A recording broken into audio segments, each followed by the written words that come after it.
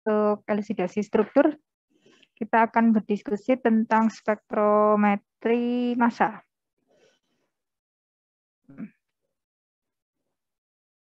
Ya, ada yang sudah pernah membaca mungkin kalau kita bicara spektrometri massa, fungsinya untuk apa? Atau kegunaannya dalam penentuan struktur?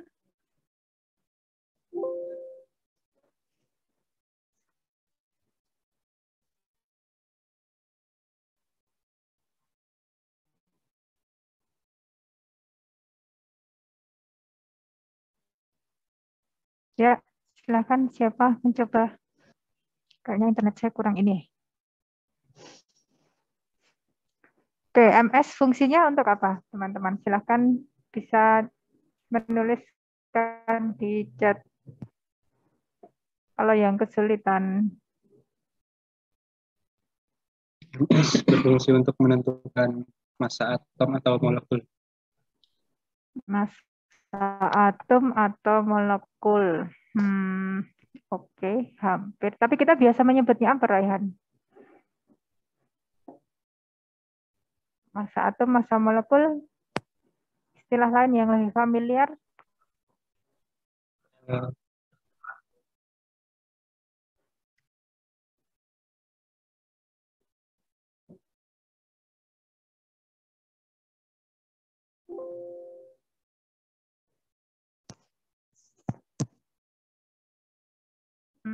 Ya, MR itu kalau bahasa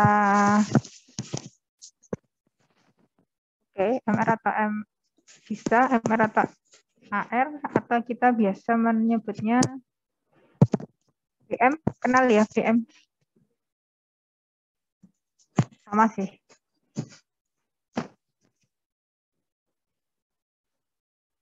Ya, betul ya. Jadi untuk menentukan berat molekul. Betul. Oke. Nah, kenapa pertanyaan selanjutnya? Kenapa kok ini disebutnya spektrometri? Sementara kalau kita bicara UV dan IR, itu kenapa kok kita menyebutnya spektrofotometri? Apa bedanya? Yang ini kan mass spektrometri. Tapi kalau kemarin kita bicara UV dan IR, itu kan spektrofotometri. Nah, kira-kira mengapa begitu? Gitu. Kenapa dari namanya saja sudah berbeda? Kenapa? Ya, silakan.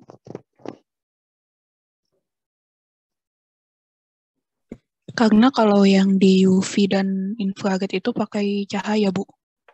Oke, cahaya itu sebagai apanya, Iva? Fungsinya cahaya di UV sama di IR itu sebagai apa? Yang diserap oleh sampelnya, Bu, atau analit ya. Oke, ya. Jadi fungsinya secara umum dia sebagai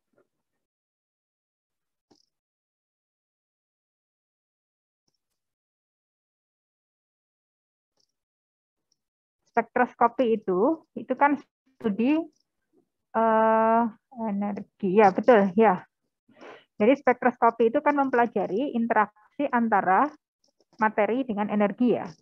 Nah, kalau di UV vis sama di IR, sumber energinya itu adalah cahaya atau foton. Kita sudah bicara di awal ya, dualisme cahaya, dia bisa bersifat sebagai gelombang dan bisa bersifat sebagai partikel. Nah, kalau di mass spektrometri atau spektrometri massa, sumber energinya apa kalau begitu? Kalau bukan cahaya.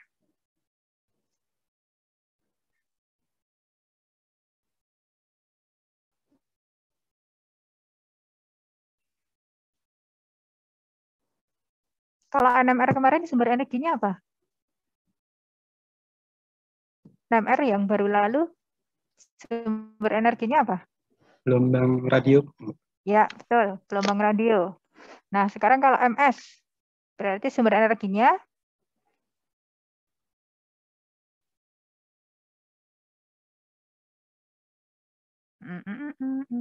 Saya tunggu. Di instrumen sudah dapat belum? Bahasan tentang MS. Berat molekul. Pertanyaan saya tadi apa? Sekar. Pertanyaan saya itu, kalau di MS itu sumber energinya apa? Jadi tadi kan sudah benar yang disampaikan Nikmatul Khairiyah, menyempurnakan yang disampaikan Iva tadi ya. Jadi sumber energi UV vis dadar itu adalah foton atau cahaya. Nah, pertanyaan saya selanjutnya, kalau sumber energinya MS itu apa? Elektron, Bu. Yang berfungsi sebagai sumber energinya MS. Elektron, iya. Ada syarat tertentu?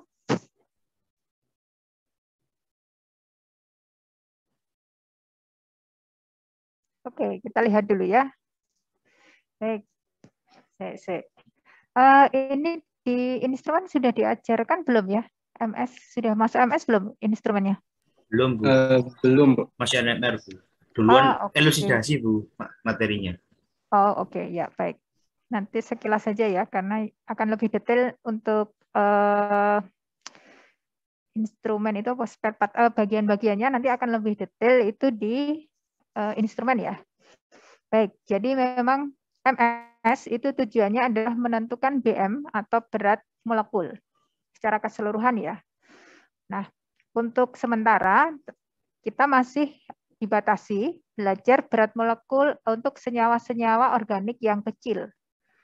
Jadi senyawa organik itu misalkan hasil sintesis atau isolasi bahan alam itu masih terhitung atau tergolong itu termasuk yang kecil relatif dibandingkan dengan yang makromolekul ya, tentu saja. Makromolekul itu yang sudah kita pelajari di biokimia, ada karbohidrat, protein, lipid, itu termasuk makromolekul.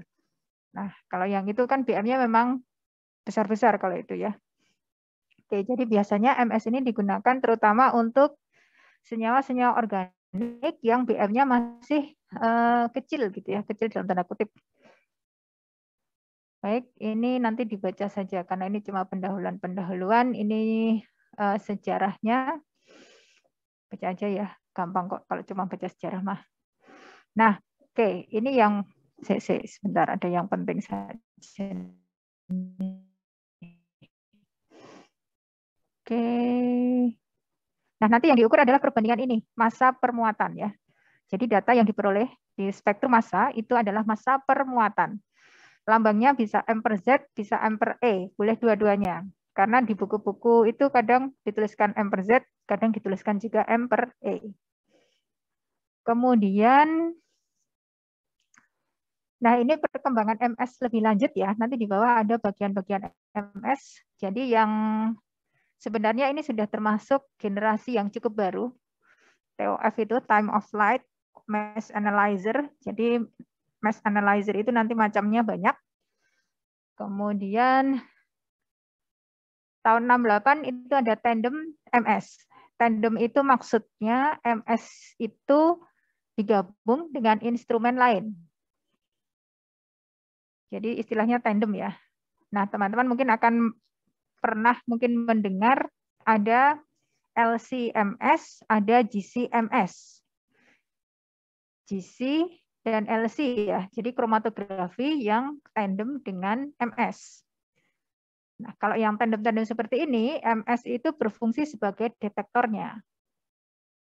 Kalau teman-teman belajar GC, itu kan biasanya detektornya FID ya.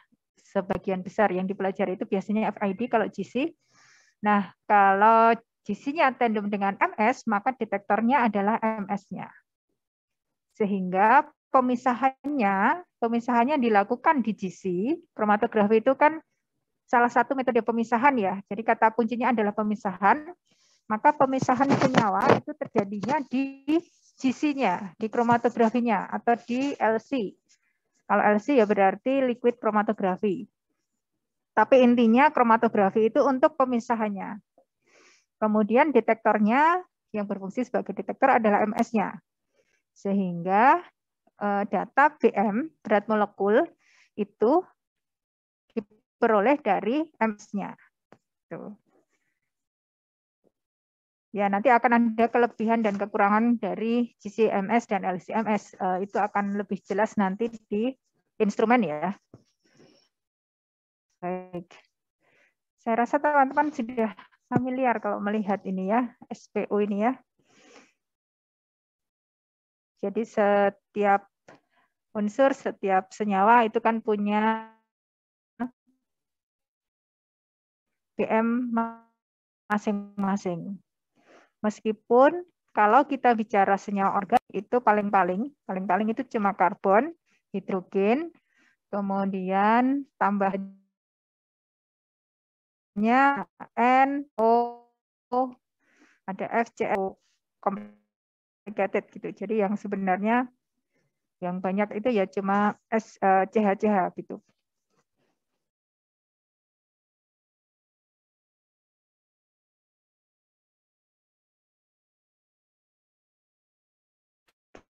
Oke. Kemudian, jadi ini ada beberapa senyawa yang BM-nya beda. Nah ini untuk identifikasi BM-nya, berat molekulnya, itu kita bisa menggunakan MS. Dopa ini obat ya, obat dopamin itu dopa itu biasanya untuk Parkinson. Oke. Nah, kemudian ini batasannya, ini beberapa batasannya ya. Jadi yang bisa ditentukan itu molekul organik kecil, tadi saya sampaikan molekul organik kecil itu bisa. Dan biasanya ya spektro itu kan termasuk jenis pengukuran yang akurasinya cukup tinggi. Jadi maksudnya bisa diandalkan lah. Kemudian untuk makromolekul, jadi untuk biomolekul yang BM-nya besar, misalnya protein gitu ya. Nah, itu bisa ditentukan sampai 50 kilodalton. Jadi kalau untuk protein biasanya satuannya sudah menggunakan dalton. Ya, tapi untuk sementara teman-teman untuk pengenalan MS sekarang itu teman-teman dibatasi dulu di senyawa organik kecil ya. Tapi untuk pengetahuan nggak apa-apa. Jadi sebenarnya protein pun bisa ditentukan dengan MS. Oke. Kemudian ini nggak usah, lanjut aja. Oke. Nah ini. Jadi bagian-bagiannya. Yang pertama itu sampel, kemudian di dalam instrumen MS-nya sendiri, tentu ada inlet untuk memasukkan sampel ya. Kemudian ada ion source, gitu ya, nanti yang akan mengubah menjadi ion. Sampelnya itu harus diubah dulu menjadi ion. Nah, ini. Kemudian nanti masuk ke detektor, kemudian baru keluar sebagai data. Oke. Ini macam inletnya saja ya, macam HPLC itu kalau misalnya dia tandem dengan MS. Jadi inletnya kalau ini yang ini tandem ya.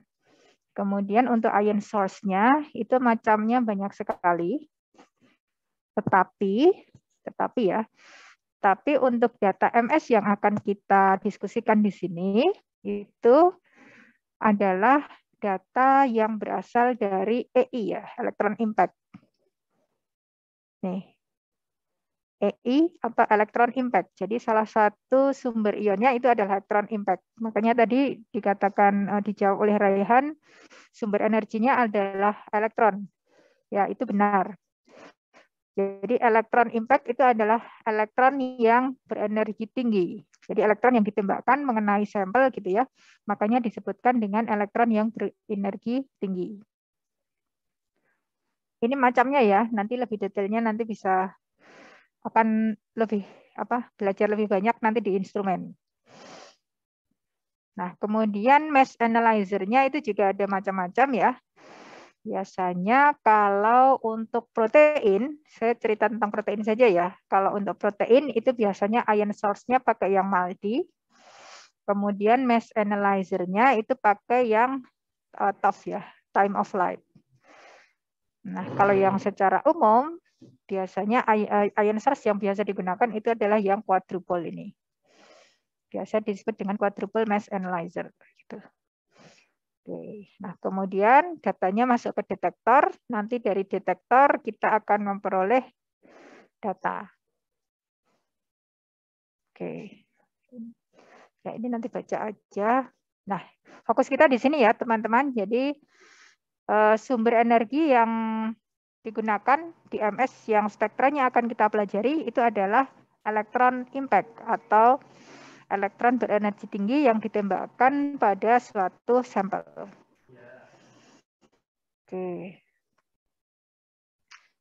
Baik.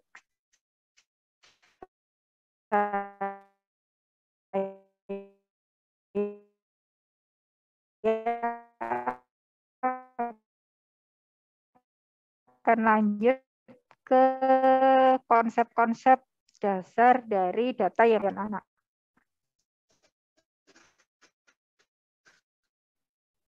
Kemudian ada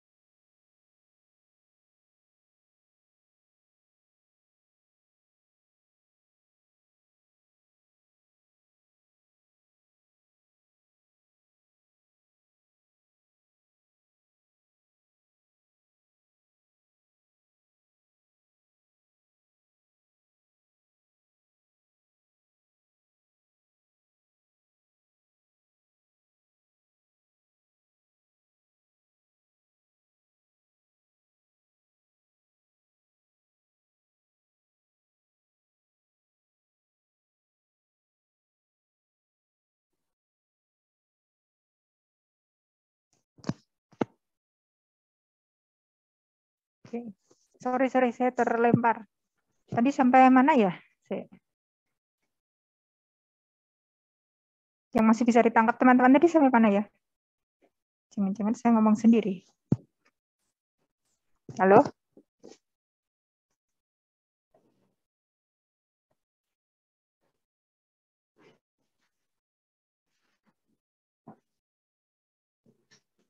Oke.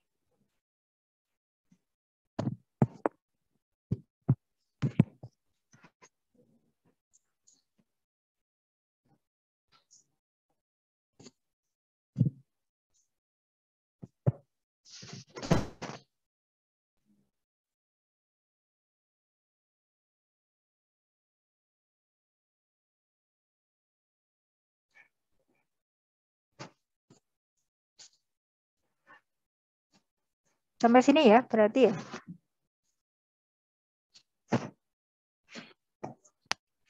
Iya, Bu, sampai situ. Oke, ya. Ya. Oke, lanjut ya. Ini kayaknya kemarin sudah saya minta menuliskan sih ya di mana di presensi ya. Untuk presensi yang kemarin distrik dan seterusnya. Baik. Nah, kemudian kalau kita bicara spektranya ya. Spektra MS itu tajam dan kurus-kurus gitu. Jadi bukan yang lebar-lebar, bukan, dia tajam. Nah, yang saya tanyakan sumbu X-nya apa, sumbu Y-nya apa? Coba. Kalau dari spektrum MS, kira-kira sumbu X-nya apa, sumbu Y-nya apa?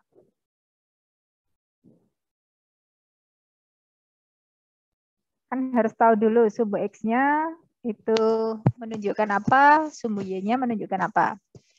Ya, silakan. Siapa mencoba menjawab? Sorry ya, ini internetnya di kampus kayaknya lagi agak-agak. Tapi mending sih. Ya, silakan. Sumbu X-nya. Jadi aksesnya apa, kemudian sumbu Y-nya apa, kalau kita belajar spektrum MS.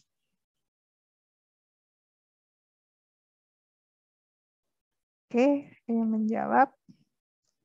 Y-nya kelimpahan relatif, betul ya. Atau biasa disebutkan di alat itu relative abundance. Kemudian X-nya adalah M per Z. Ya, perbandingan antara massa dan muatan. Betul. Bisa M per Z, bisa M per E ya. Teman-teman boleh memilih satunya. Baik, ini yang tadi disampaikan Sekar ya. Oke.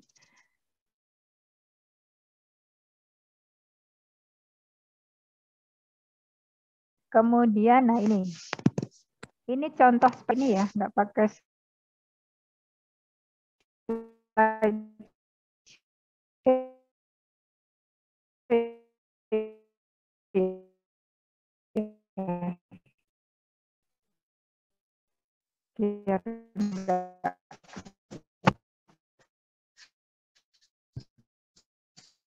kedengaran kan ya? Terdengar, namun putus-putus. Oh, oke. Bentar. Oh, ya, sorry. Iya nih, nggak tahu nih, di kampus lagi, ini karena banyak yang ke kampus kali ya. Baik, lanjut ya. Jadi, ini yang tadi disampaikan Sekar ya, sumbu X-nya adalah M per Z, kemudian sumbu Y-nya itu ini, relative abundance atau disebutnya relative intensity. Nah, kalau untuk data yang sekarang itu teman-teman sudah dipermudah ya, sudah ada skalanya dan biasanya sudah ada angkanya.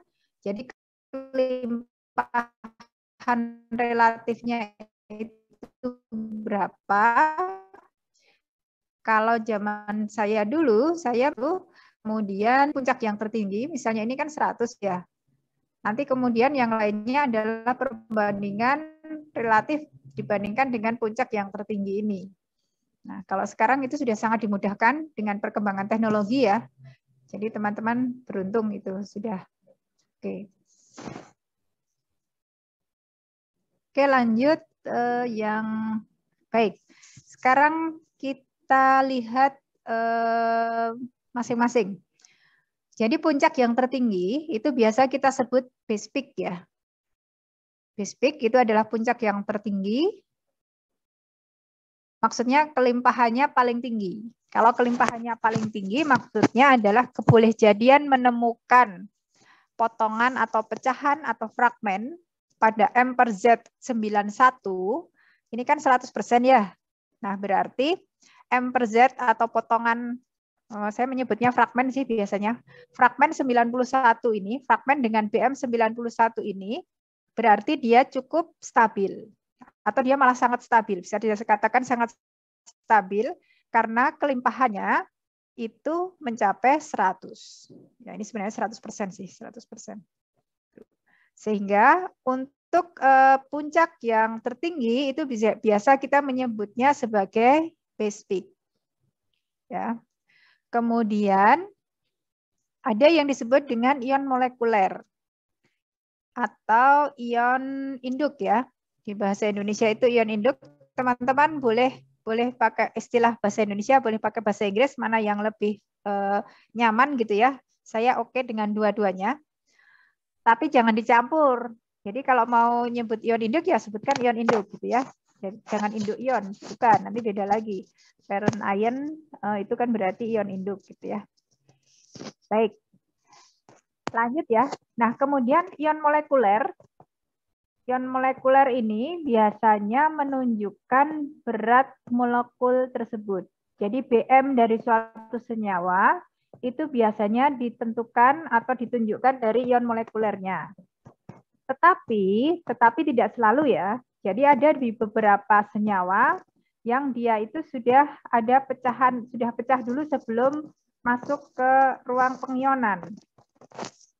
Akibatnya apa? Akibatnya ion yang terdeteksi terakhir, jadi yang memberikan puncak paling ujung gitu ya, puncak terakhir, itu belum tentu menunjukkan BM di beberapa senyawa. Gitu ya. Tapi sebenarnya kalau secara umum ion molekuler itu adalah ini peak yang muncul paling akhir, paling pojok, dan ini menunjukkan BM dari senyawa tersebut. Ya, jadi memang di spektroskopi ini kebolehjadiannya itu cukup besar ya teman-teman. Kan memang ilmu pasti itu nanti jadinya juga tidak pasti. Setiap ada penemuan baru kan kemudian akan bergeser lagi teorinya gitu kan. Baik, teman-teman sudah memegang ion molekuler ini adalah BM dari senyawa itu. Atau disebut juga dengan senyawa. Pecahan-pecahannya atau fragmen-fragmen lain yang lebih kecil BM-nya yang lebih kecil ya, lebih kecil, tapi BM-nya yang lebih kecil daripada ion molekuler itu disebut sebagai ion anak. Atau kalau di sini disebutnya sebagai fragmen ion. Ya. Kalau bahasa Indonesia disebutnya ion anak, jadi sama. Fragmen yang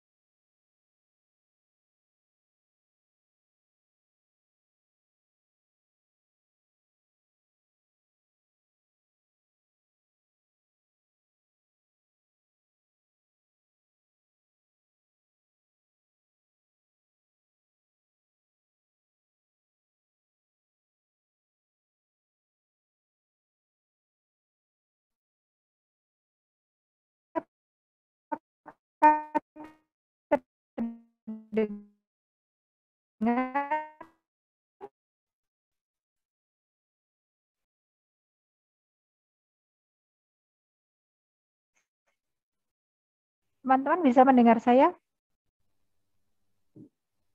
Atau enggak? Bisa, Bu. Kok sepi ya? Bisa, Bu, cuman beberapa kali putus-putus.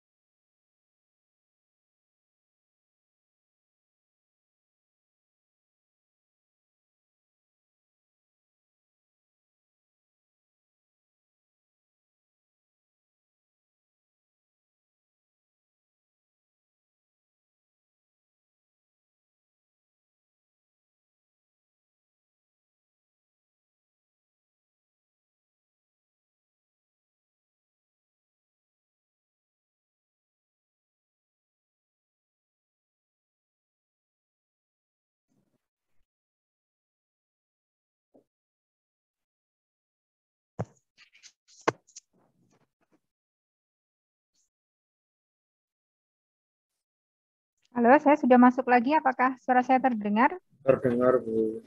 Oke, Siska, saya bisa minta tolong dijadikan co-host. Tadi hostnya saya lempar ke Siska.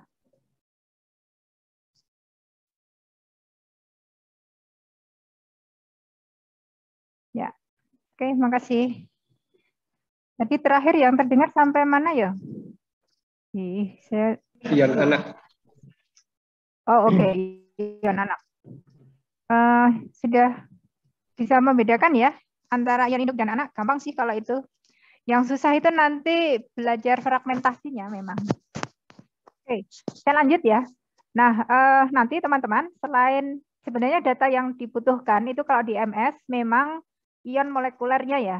Jadi ion molekuler itu kan menunjukkan BM-nya berapa. BM-nya misalnya 120. Ini ion molekulernya kan 120. Nah, cuma untuk membuktikan bahwa senyawa tersebut, kalau misalnya ini di atas itu strukturnya adalah benar aspirin, gitu ya, teman-teman itu harus memberikan atau menunjukkan pola fragmentasinya.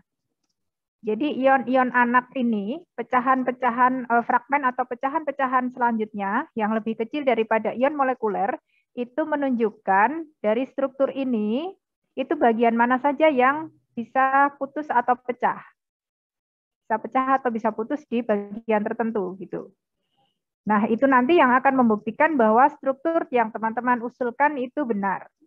Kalau memang teman-teman bisa menunjukkan pola fragmen yang sesuai dengan ini, pik-pik yang muncul di sini. Nah, 91 ini biasanya spesifik kalau suatu senyawa itu punya cincin benzen. Kalau dia punya cincin benzen, itu biasanya akan muncul pik pada 91. Ya. Memang ini nggak bisa, maksudnya teman-teman kan ini juga baru kenalan dengan MS ini ya, sekarang ini nanti kan masih perlu lagi membaca-baca beberapa buku. Jadi memang harus membiasakan elusidasi struktur itu sebenarnya membiasakan, kalau saya mengatakan sih membiasakan mengamati senyawa, kemudian membiasakan juga melatih tangan gitu ya untuk membuat fragmentasi tertentu. Oke. Lanjut. Nah, ini catatan selanjutnya. Tadi sumber energinya itu adalah elektron impact ya. Jadi elektron berenergi tinggi yang ditembakkan ke dalam sampel. Sehingga nanti sampel itu akan pecah menjadi fragmen-fragmennya. Cuma catatannya, karena sumber energinya adalah elektron impact, maka kita tidak akan mendapatkan atau mengobserv fragmen-fragmen yang bermuatan netral. Jadi kalau untuk EI, kalau yang sumber ion source-nya itu EI, elektron impact, maka fragmen netral itu tidak akan kita amati. Tidak, kalaupun ada itu sudah.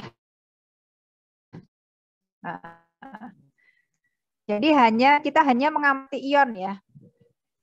Ion itu kalau kita bicara elektron impact, maka yang diamati adalah ion positif. Makanya lambangnya nanti M+. Gitu. Internetnya ini lagi ngajak berantem ya. Tolong kalau saya tiba-tiba nggak terdengar, teman-teman memberitahu ya, entah di chat WA atau di sini ya. Oke. Baik. Jadi kita tidak akan mengobserv fragmen yang netral ya teman-teman, catatannya hanya ion.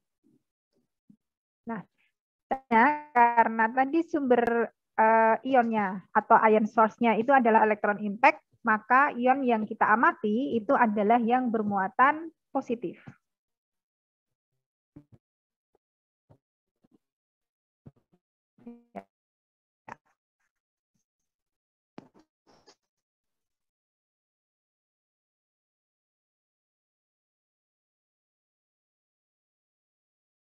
Oke, pertanyaan selanjutnya itu 91.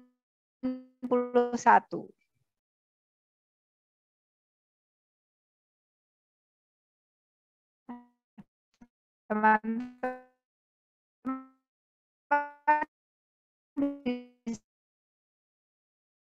tapi kalau dia hanya kehilangan metil, maka hasilnya adalah ya M dikurangi 15. Metil itu kan 15 ya. 15 ini menunjukkan hilangnya metil. Jadi M ini ion molekulernya. Ion molekuler itu kalau data di atas tadi kan 120 ya. 120 dikurangi dengan 15, maka hasilnya 105. Ini kalau kehilangan metil. Kalau kehilangan etil, berarti 120 dikurangi 29. Etil itu kan C2H5. Ya, C2H5 berarti 2 kali 12, 24 ditambah 5. Makanya 29. Hasilnya 91. Gitu. Nah, dari sini nanti teman-teman akan mendapatkan puncak yang berbeda ya. Jadi kalau hilang metil, hasilnya di M per Z 105, tapi kalau yang etil nanti akan ditemukan M per Z di 91. Nah, ini tadi yang saya sampaikan, makanya pola fragmentasi atau ya fragmentasi itu apa ya?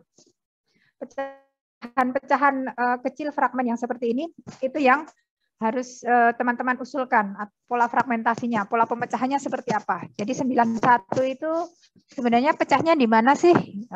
Seperti ini. Kalau 105 itu pecahnya di mana? Gitu. Ternyata kalau 105 itu yang hilang metil, kalau 91 berarti yang hilang etil. Oke, lanjut.